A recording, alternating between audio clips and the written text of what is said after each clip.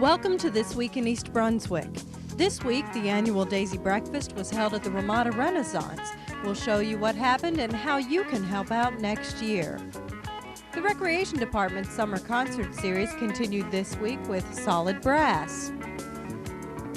Elliot Taubenslag, a familiar face in East Brunswick, talks about his children's summer theater.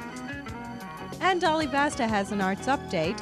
All of this and much more is coming up, including a gardening tip from Peggy Ballister-Howells and a review of Monday night's council meeting. First, here's a look at what's happening next week on Channel 8. Monday morning at 10, Lenore Kulik encourages you to tune in and tone up on Look Great, Feel Great. On Wednesday at 2:30 and at 7, she offers a special workout for seniors.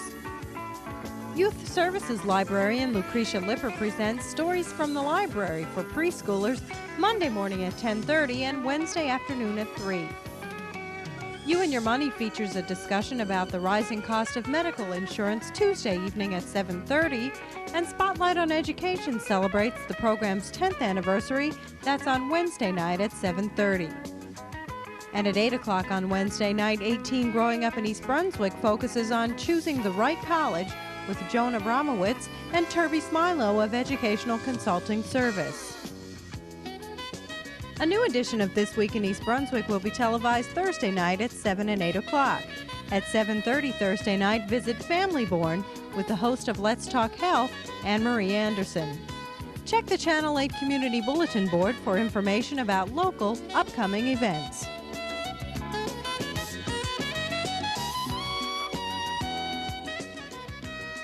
On Sunday, the East Brunswick Brain Injured Children's Association held their 8th annual benefit breakfast at the Ramada Renaissance.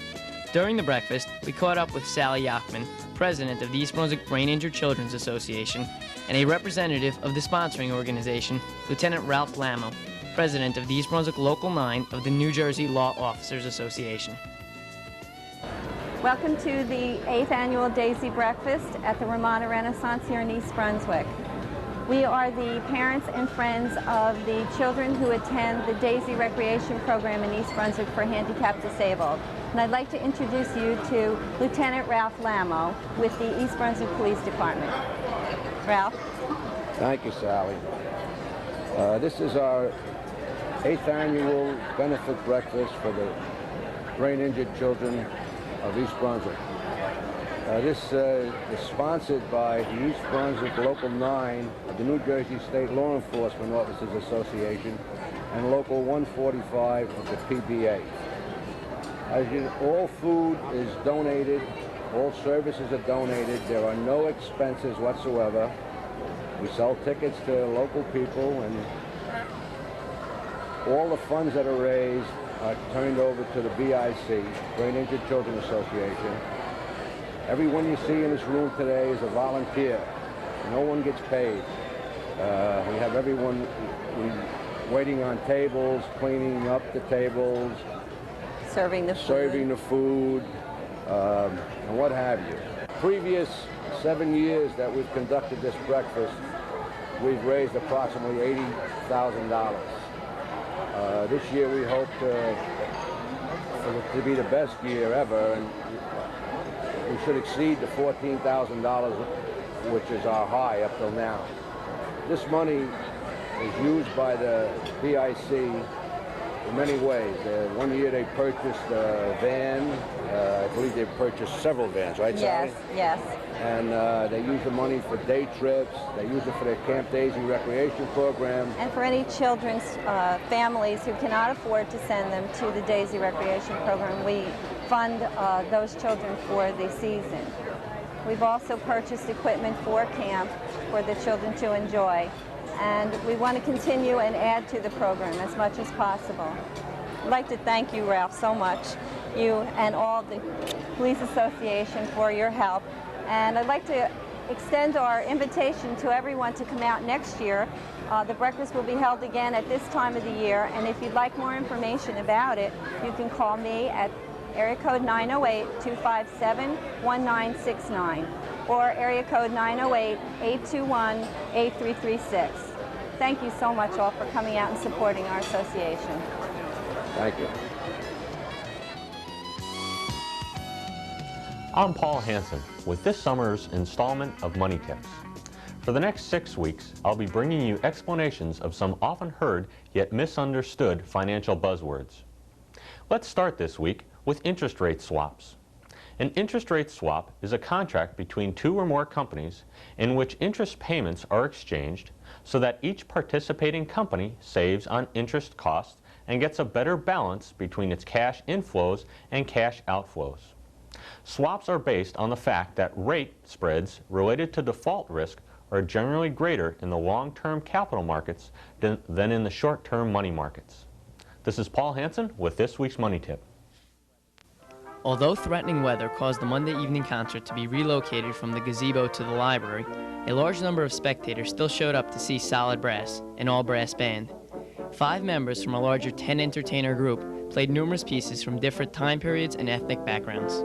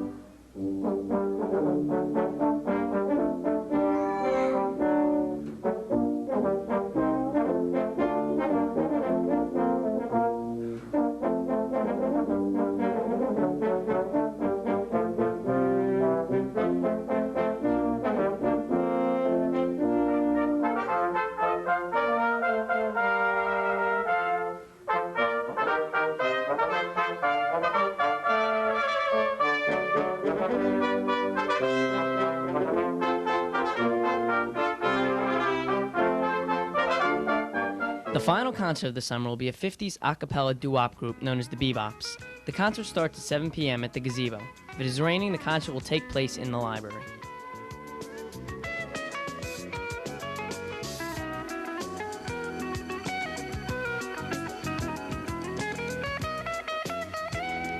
Hi, I'm Peggy Ballister-Howells. Thanks for joining me here at Blooming Acres. I have here a little Rose of Sharon tree. We planted one for you to see a couple of weeks ago. We actually planted a whole hedge of them. But this is that you can see up close here that the leaf is very similar to the hibiscus plant, one that you may have in your home as a house plant, or maybe you're more familiar with it if you've been to any of the tropical islands where they grow wild. This one is hardy here, and it produces many seedlings, and these are plants that in various sizes that have grown from seedlings. Sometimes in a very confined area that can be a problem. But here at Blooming Acres it's actually a pretty good thing because that way we can reproduce them and allow them to spread. They produce beautiful flowers, and some of the older trees that we have are in bloom. But I'd like to show you the hedge because it's a little bit different application of this particular tree. If you remember from a couple of years ago, I used a Rose of Sharon as an espalier in a very urban area up against the side of the garage where it grew very flat and bloomed all summer.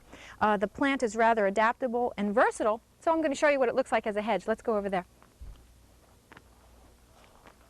We've planted a total of 32 of these young seedlings, and they've been spaced about 6 feet apart. The flowers come in different colors, but since these are all seedlings, we'll just have to wait till they bloom to see what color they'll be. The maximum height, if they don't get pruned, is about 15 feet, which is really just a nice height for a hedge and makes it very low maintenance too. I want to take you to one more place and show you some big, old, mature Rose of Sharons that we transplanted in 95-degree weather that I still think are going to make it. Come on, let's go around the front.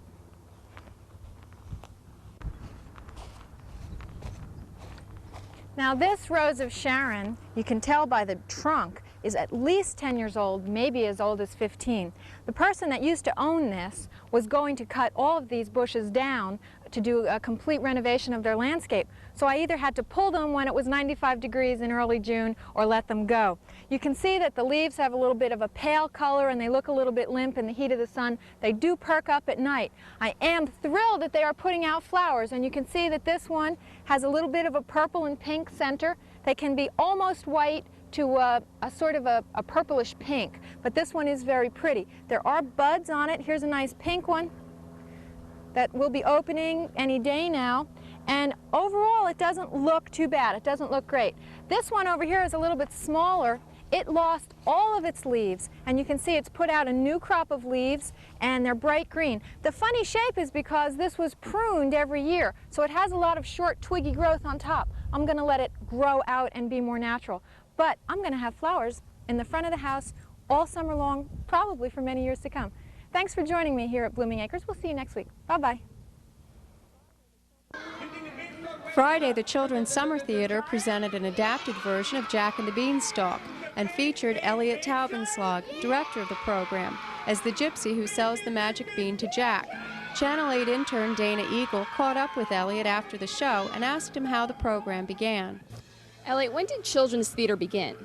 32 years ago, so I guess I'm not very good in math. 1957, I guess, or 56, I'm not sure.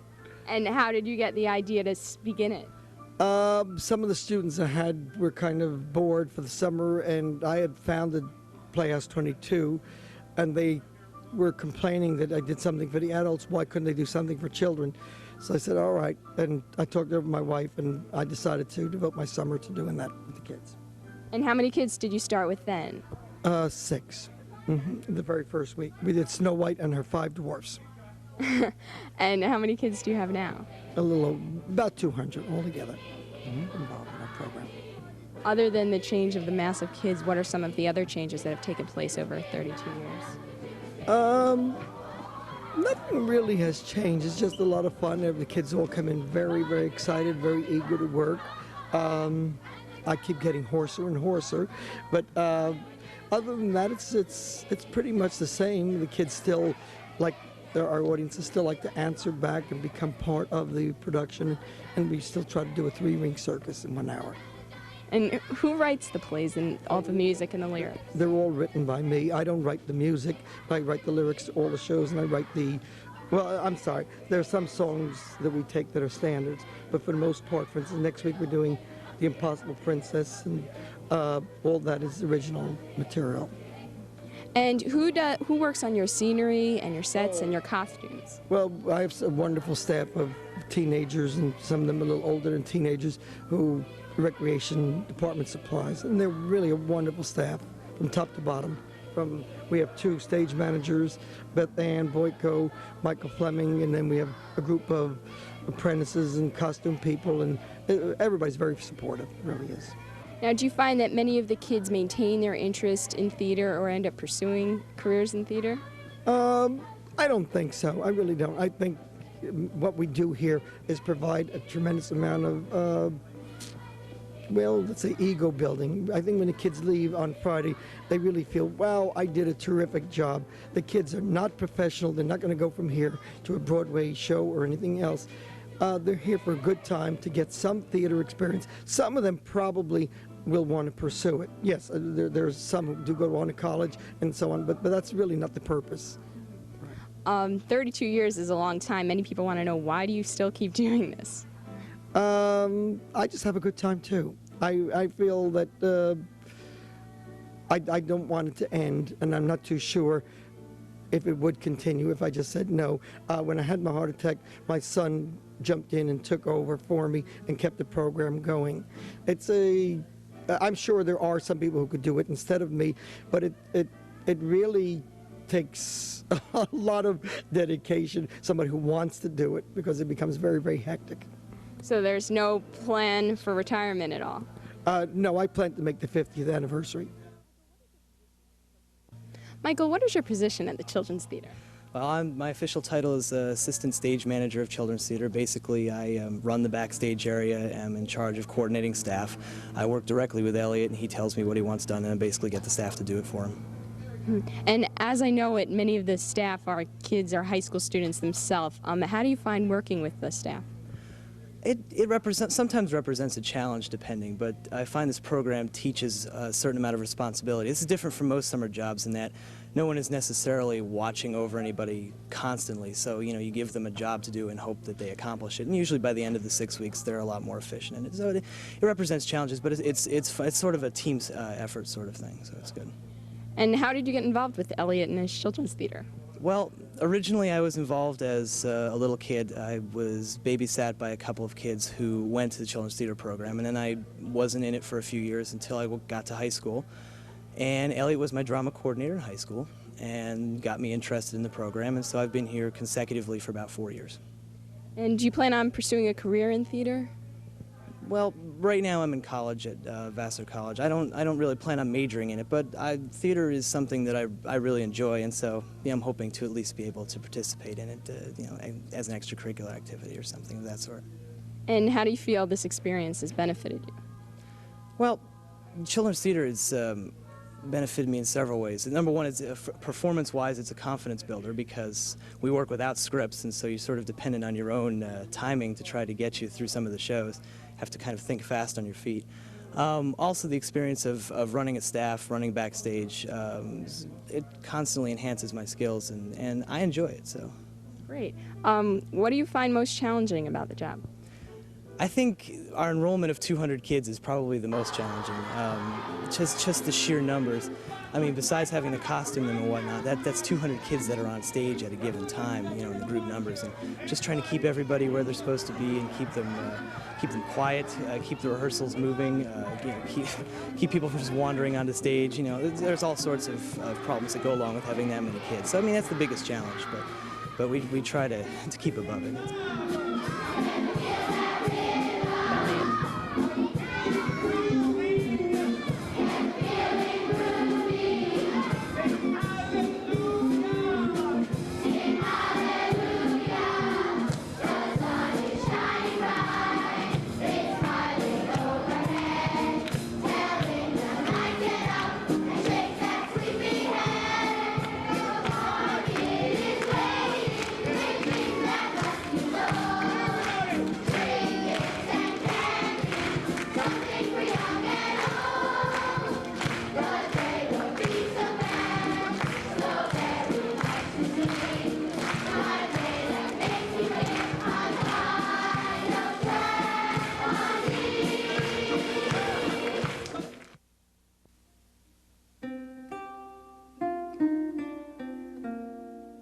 That brilliant sequence of cultural peaks, the ascent of man. My version of American history in 13 hours. If we withdrew from Vietnam, the communists would control Vietnam. For English, there are no borders.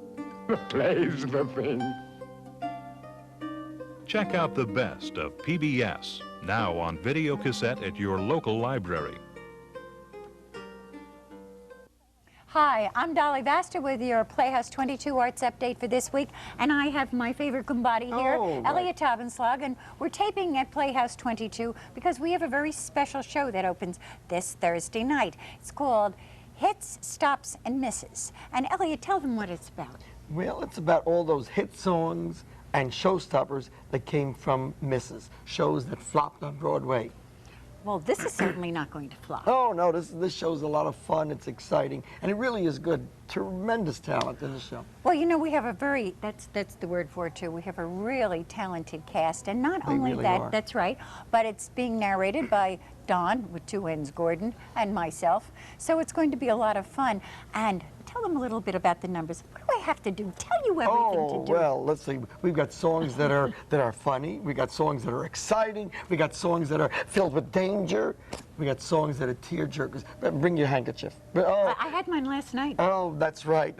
All right. Now, all they have to do, and all you have to do out there, is to pick up the telephone and call 254-3939. That's my age and your age. That's Let's see, that's 9 and 9 are 18. No. 93 and 39 or something. He's so cute. But don't forget, we'll see you Thursday, Friday, Saturday of this week, or maybe Friday and Saturday of next week. Head stops and misses. Take care. How do you talk to a girl? You just listen, you just listen, you just listen to what she has to say. You listen and listen and listen. But how do you talk to a girl? You just stand there, hat in hand there, and you listen while she talks away. And so I try to be a lady. I'm no lady, I'm a broad. And when I try to be a lady, what I sound like is a broad. If there's a wrong way to get a guy, the right way to lose a guy, nobody does it like me. Into the night I cry, hurry home, come home to me. Set me free, free from doubt and free. That my heart belongs to Daddy, 'cause my Daddy, he treats me so well. Why are we here? Where are we going? It's time that we found out. We're not here to stay. We're on a short holiday. Life is just a bowl of cherries. Don't make it serious. Life's too mysterious. You work, you save, you worry so, but you can't take your dough when you go. So keep repeating it's the berries. The strongest hope must fall. The sweet things in life to you are just loan. So how can you keep what you never own? So life is just a bowl of cherries. So live and it all. Life is just a bowl of cherries. So live and it all.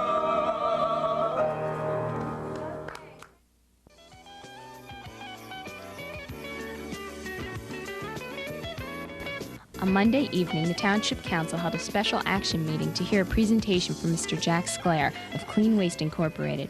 Mr. Sclair informed the council of new technologies that his company has to offer that will enable the township to ease the burden of solid waste flow to Edgeboro landfill, as well as help the township reach its state-mandated recycling goal of 60% by 1995. We would give you a turnkey operation. We would run the systems for you in coordination with any liaison of the city signs to it. If the city does not want to be the owner, we will do everything we can to arrange the financing. Some council members responded positively to the program that Mr. Sclair was offering, but proposed that some of the 21 townships in Middlesex County consider joining East Brunswick to help alleviate the capital expense burden. And maybe put some money into the cost. Instead of starting the whole operation, you could have a pilot plant here in East Brunswick, and I'm sure that if it works out here, it could entail the entire county. Following the special action meeting, the council proceeded onto their regularly scheduled meeting. Council began by commending and congratulating East Brunswick High School for its designation as a National Blue Ribbon School. The Distinguished Blue Ribbon Award, given by the Department of Education, recognizes East Brunswick High School as one of the top public schools in the nation. Receiving the council's congratulation was East Brunswick High School Principal Charlie King, Superintendent of School Dr. John Kopko, and the President of the Board of Education, Dave Seiden. Now therefore be it resolved that the East Brunswick Township Council hereby commends and congratulates Dr. Kopko, the Board of Education, Mr. King, and the entire high school staff, the students and their parents for winning the most deserved honor as a Blue Ribbon School. Dr. Kopko accepted congratulations and presented the council with a resolution received by the New Jersey Assembly recognizing the East Brunswick community for their part in supporting the school system. It's a result of a lot of hard work, a lot of teachers, administrators, our students who are absolutely outstanding, the Board of Education, and this community. Without the support of this community, without the value that they place in education, without the encouragement that they give their sons and daughters coming off to school, something like this wouldn't be possible. The council deleted a portion of Section 3 of Tom Clark's proposed polystyrene ban. The purpose of the ordinance was to ban polystyrene foam packaging in retail food establishments. As Tom Clark explains, the amendments basically were to delete Section 3A, the biodegradable packaging requirement on it, because basically we were asking for them to get away from the styrofoam and go to a clear plastic. And that would not correspond with the intent of the ordinance, having the biodegradable packaging in there, because clear plastic is not biodegradable. And the only other exemptions, we had included an exemption in there. We had gotten some correspondence from the New Jersey Food Council. They had some concerns about the ordinance. They were no longer going to argue the ordinance, but they wanted to seek clarification on some parts of it. And clarification was needed with the chickens. They were not sure if it fell in the ordinance, so we've given them the exemption on the chickens, because many of the chicken does come into town prepackaged. And we've included fish also under the exemptions of the ordinance. nearly 75 business owners attended Monday night's meeting to protest a law requiring them to acquire operational licenses. The licensing process would ask applications from existing or new businesses. The township's zoning, building, fire, and health officials will review applications to ensure that the businesses meet all township codes and bylaws. The Public Safety Department will also conduct background checks of the business owners to find if they have criminal records that might serve as a reason to deny a license. The council would make the final decision to approve or reject the applicants based on the recommendations of the other departments. Licenses will cost $25 and take 20 days to process. On August 12th, the council will have its second reading of the proposed ordinance. Finally, the council approved the proposed capital budget. That's all for now. Thanks for watching.